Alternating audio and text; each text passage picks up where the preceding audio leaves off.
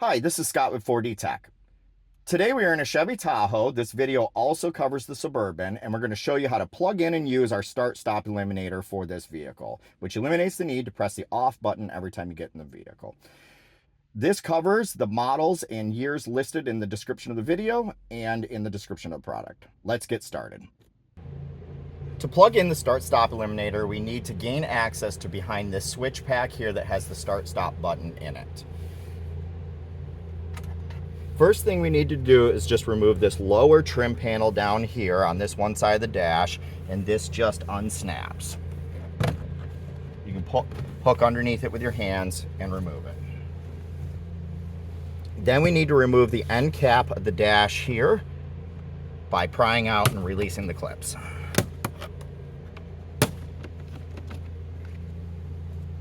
And remove that. At this point, if you would like, you can access this connector through this opening by reaching back and around. I can touch the back of the connector. There's plenty of access there and up from underneath. If you would like to do that, you can skip ahead to the connector portion of the video.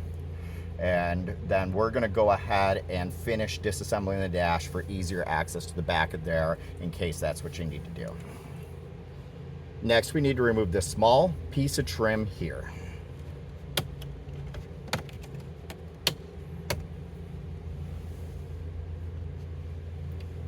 Then we need to remove this piece of trim that runs between the vent and the switch panels. We can start by unsnapping it on the end here.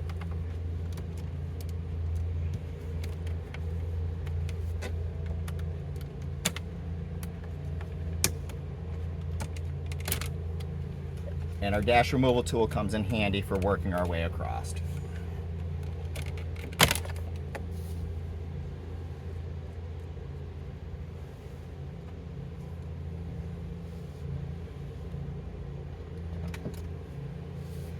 Then we need to remove this screw here, and there's one right here next to the switch panel.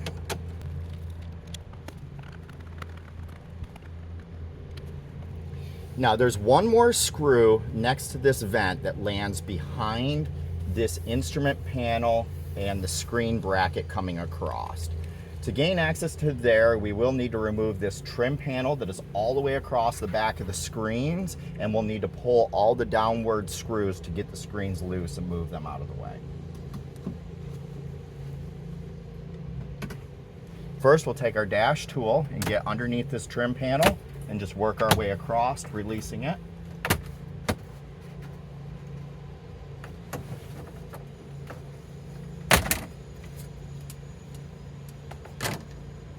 And set the trim up out of the way.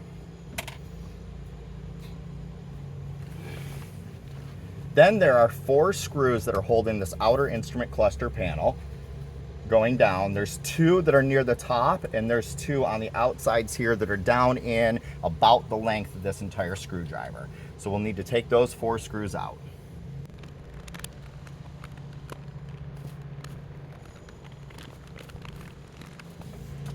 With the screws that are deeper down in, it's handy to have like a magnetic tool to get them out.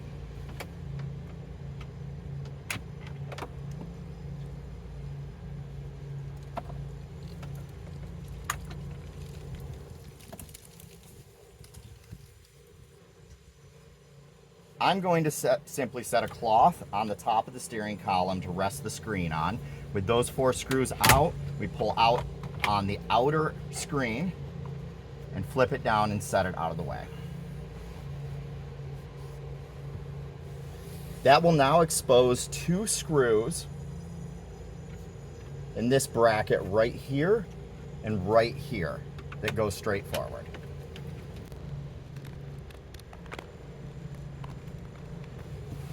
Next, we'll need to remove the 4 screws behind the media screen pointing down as well.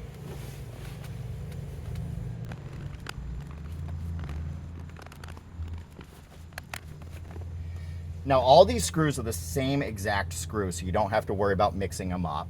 With all those screws out, we're gonna pull out on this bracket that is the bracket all the way around to the media screen.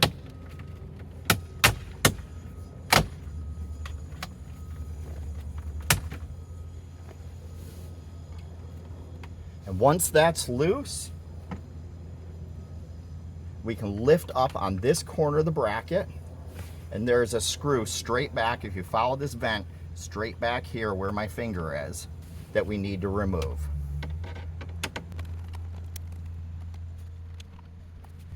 Now that vent screw is removed, we can take this entire area here, this is all one piece, and pull out on it.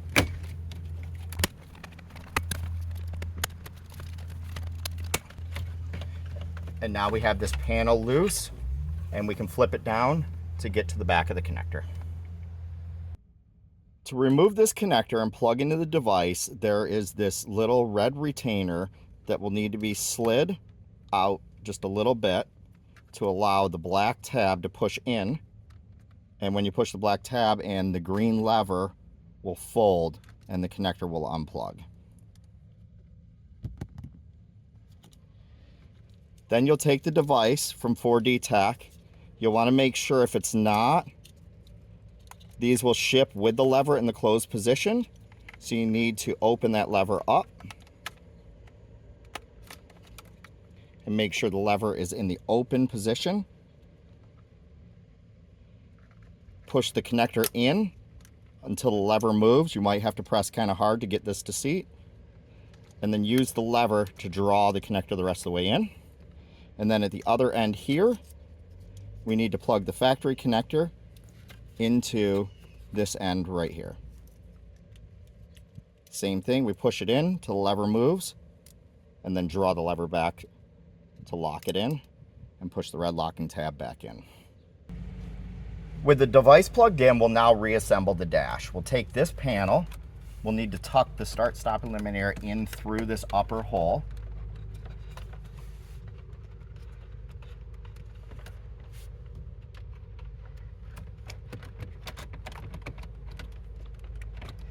Make sure to align this tab behind this bracket for the screw hole to line up.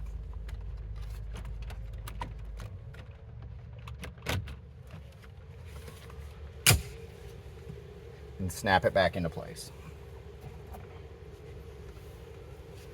Then we'll replace the 3 screws we took out of this panel, including the one behind this bracket here.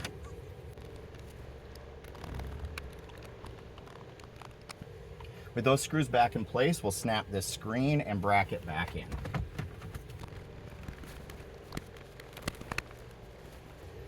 With that snap back in, we'll replace the 2 screws that go forward that go behind the instrument panel.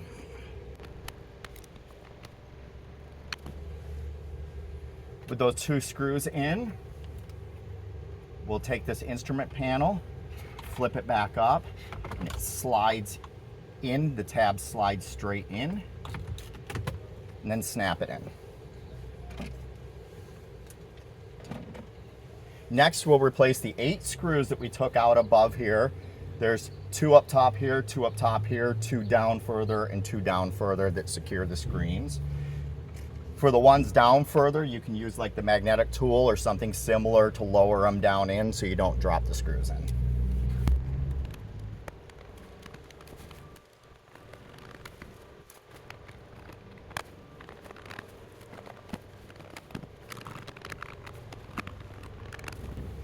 With those 8 screws replaced, we'll snap this trim panel back on behind the screens. We'll snap this small piece of trim back across here. The upper trim on the vent. The end cap trim.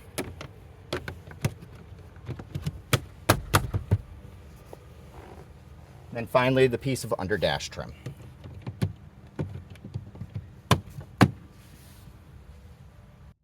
Now that we've installed the start-stop eliminator, we'll start the vehicle up. You'll see that auto stop off is displayed on the instrument panel and the light goes out on the button, applying the off setting automatically. This setting will apply every time you start the vehicle unless you press the button to turn the system back on, and then that will be memorized till you turn the system back off again. If you do start it up the first time and the system is enabled with the light on the button, simply press the button once to turn it off and it will memorize that position. If you do happen to run into that none of the buttons on that pack where the auto start stop button is work at all, that does mean that you did not get the lever lock connector plugged in all the way into that connector pack, and you'll want to disconnect it and reseat it. Now you see how to plug in and use the start stop eliminator in the Tahoe Suburban. I'm Scott with 4D Tech. Thank you for checking out our video.